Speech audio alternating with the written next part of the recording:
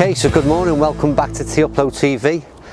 I'm the average golfer, and behind that camera there you've got Joey the Tweet. We're looking forward to part 6 of our winter series, and this morning we're at Dunham Forest, which is not too far from Manchester, just outside Altrincham, and a short journey off the M56. Not the best of days, but in saying that, still very warm, just a little bit dull and miserable. Dunham Forest is an absolute classic and top quality parkland course. I've played here many times before, but when I think about the winter series, you always think of the sort of links, dry courses, but they reckon here at Dunham Forest it's perfectly good to play all year round, so we're going to test it ourselves this morning and see if it's suitable for our winter series. Anyway, we're on the first, and I'm going to see what I can do. And let's take a look at this one and see where we go from the off. And I think it opens up with a par 5. I'm trying to look for some yardages. I haven't got the card to hand, but I think it's just short of 500. Straight away you get a feel for what this course at Dunham Forest is all about, because you're left with its tree-lined fairways, and that's pretty much it all the way. And what you'll see is both right and left of the fairways. On the majority of holes, those trees will come into play and put a bit of fear of God up here on the tee shot, and none more so than the first. Like I said, the trees are bare today. It's not in all its glory. Still a fairly daunting tee shot, but let's see how we go and see if we can get one off to a good start and get one going up the first.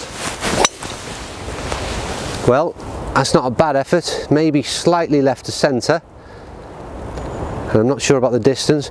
We're just in the left fairway, in the rough. We'll take that and maybe see, we'll have a little bit, try and get a bit more video for you to show you how this hole pans out a little bit further up this par 5. We'll catch you later.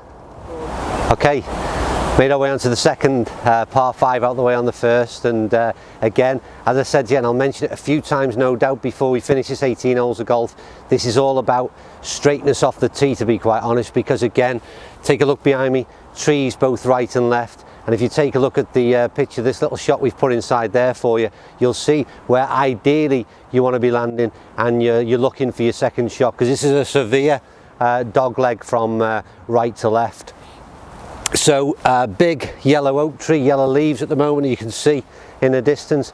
I would suggest that's the line. If there's any shape on your shot, it needs to be a draw going around that corner towards the left, but ideally a straight shot should leave you pretty much a wedge into the green, and it's a downhill shot for your second. So we'll give it a go. Nothing too far. Oh dear me, that's atrocious. I've done the ultimate thing there. I haven't made it past the ladies' tee, so I'm not sure what the punishment is for that, especially live on video. So it'll be a good par from there. But we'll take a look a bit further on and see if we can make a miraculous par. Okay, so fifth hole, and there's no let up in the first 5 holes really. It's all very tight so far from the tee box. As you've seen on one of the earlier holes, I'm not driving it too well today, so it certainly will definitely punish you if you're wayward off the tee. And it's a really interesting par 5 this, the fifth. Only 470 yards, but it's all about weaving your ball and putting it in the right position.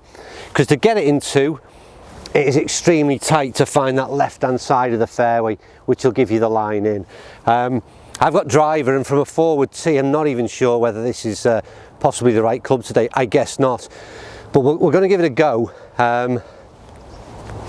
But I would think, and as I say, from the forward tee, you're looking at a utility club off of this tee. Try and get your placement ready for the next shot. But anyway,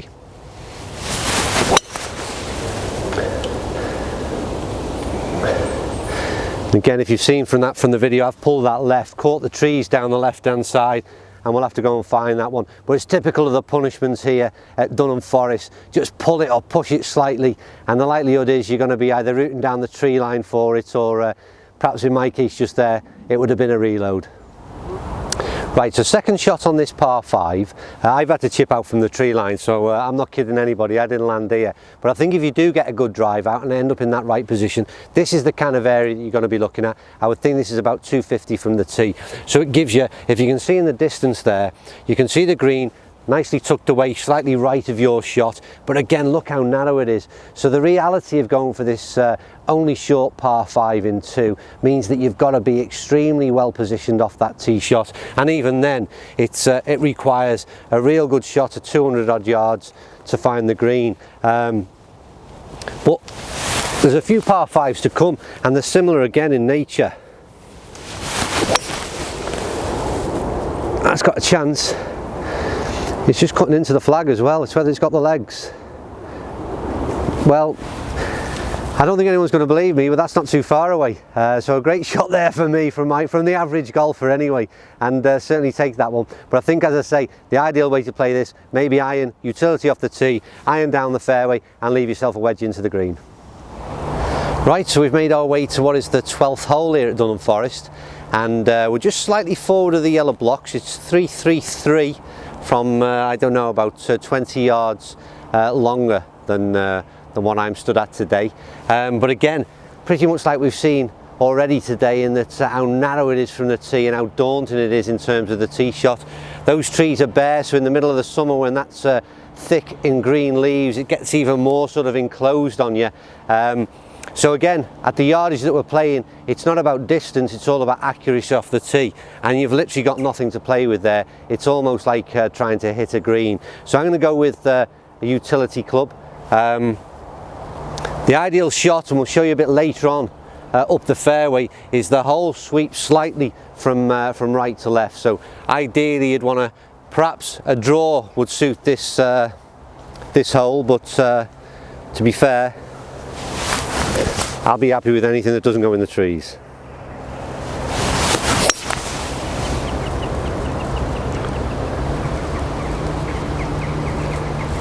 I don't know whether you got that one, but that's gone overdid the draw. You'd probably call that a hook, and it ended up in the trees on the left. So we'll have to go and find that one, see if we can chip out onto the fairway.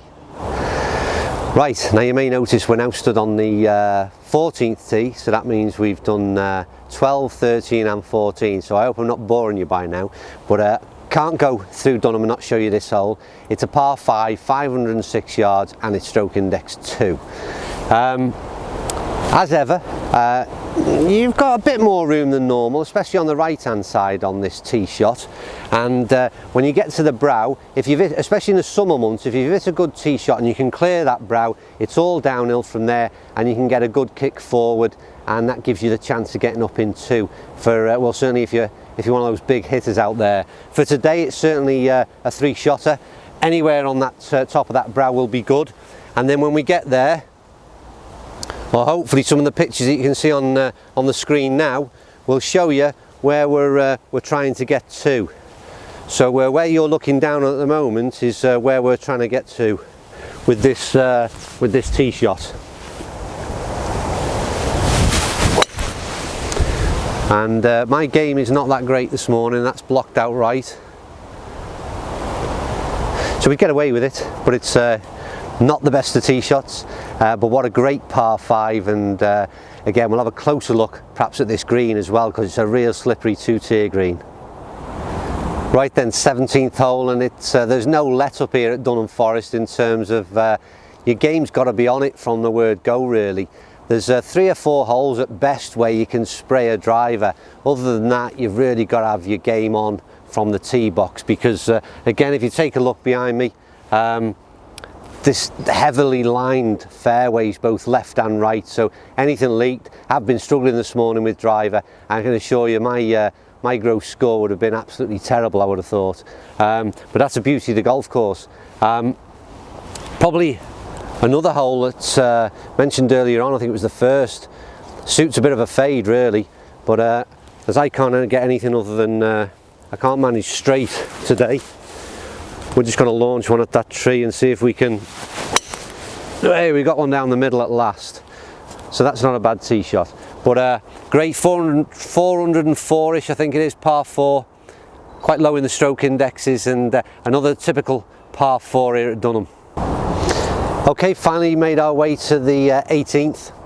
Looking forward to getting in that clubhouse in the background there. Oh, some nice food on offer at Dunham Forest. Again, really surprised this morning when I say check the shoes and trousers, because they're still dry underfoot. And I mentioned earlier, for a parkland course, I'm really surprised at how well this place drains, so it's absolutely superb for winter golf. Only a couple of days ago this was severe storms that passed through the country and some real wet weather, so surprised to find it in such good condition. Greens have been good, bunkers have been good, fairways been good, all get the thumbs up from us. Part 6 this of our winter series. Next week we're off to Leasoe Golf Club in Merseyside, and don't forget, the idea of this whole thing is to show you places that are suitable to play during these winter months. So don't get me wrong, if you come here in June, July, you'll see Dunham Forest in all its glory, and that's not what we're seeing today. But what we are seeing is a really, really good golf course in top condition for winter golf, and you'll pay a reduced green fee for that. So asked the pro before we came out, between 8:30 and 9:30 a weekday, it's just short of £30. I think it's £29.95. You pay outside of those hours in the weekday, it's £39. But again, this is a top class golfing venue just outside Manchester off the M56, and well worth a visit. Don't forget, join in yourselves. We want to see your opinions as well. There's plenty of golfers out there who just want to hear from their fellow golfers as where is suitable to play. We've all turned up at golf courses and wish we'd never bothered, so give your mates a bit of a hint and a tip and tell them where to have a game. So look forward to seeing you next week at Leasoe. I'm going to try and finish off here. There's been very few chances of birdie. We've got one here on the last, and let's see if we can finish this off. Bit of an ask, I don't know, 25 footer to go, but you never know. You see how good the greens are as well. That's not a bad roll, we'll take that.